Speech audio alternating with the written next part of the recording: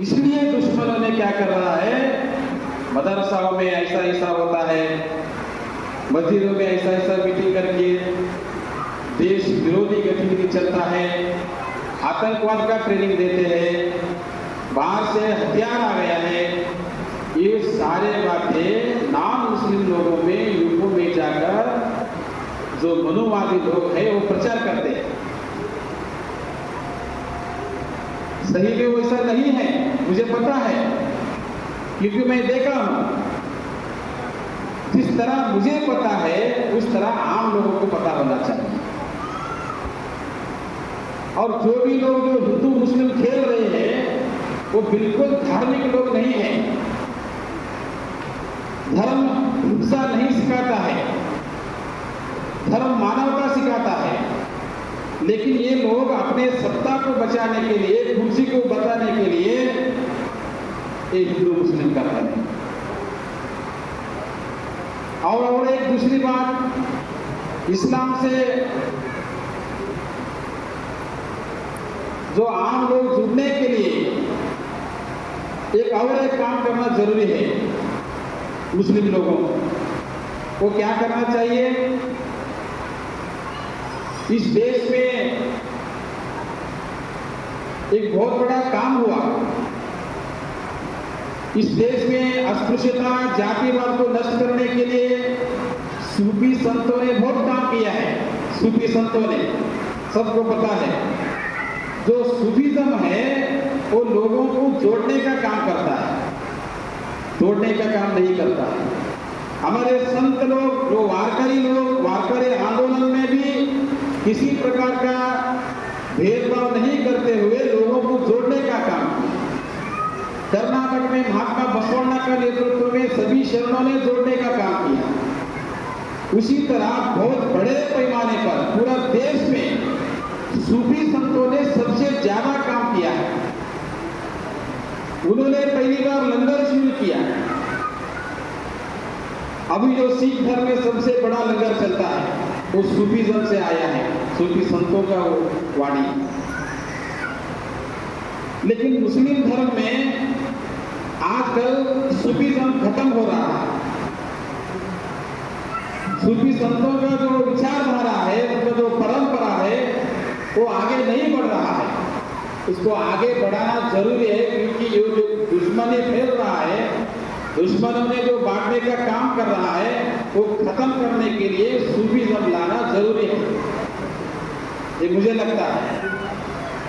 और वारकरी आंदोलन, उनका जो मूल विचारधारा है वो भी प्रचार में लाना जरूरी है। जब तक हम लोग वो काम नहीं करते हैं तब तक दुश्मनों को हम चुप बिठा नहीं सकते। इसलिए मेरा विनती है आप सबसे,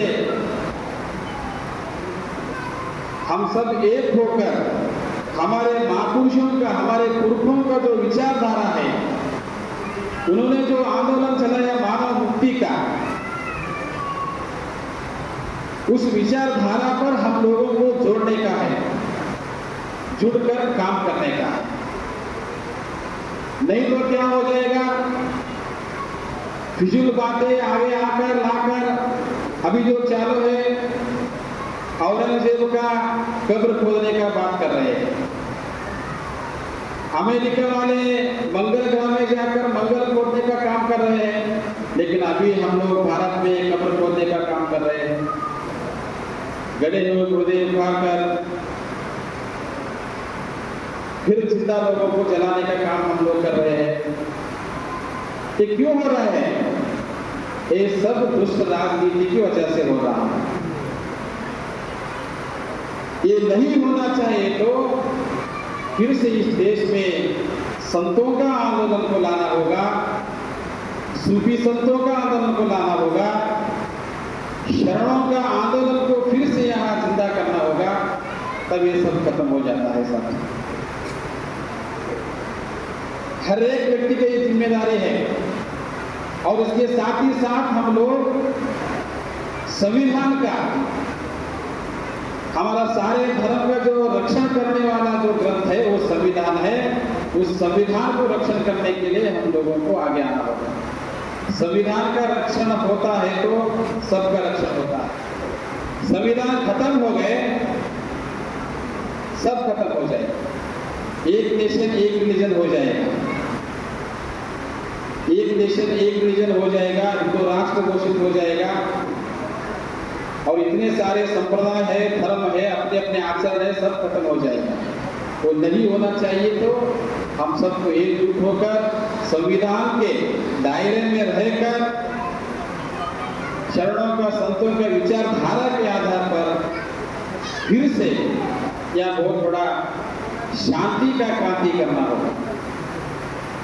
और मुझे बहुत खुशी हुआ, जमात इस्लाम हिंद के जो काम है पूरा देश भर में बहुत अच्छा काम करते हैं वो लोग।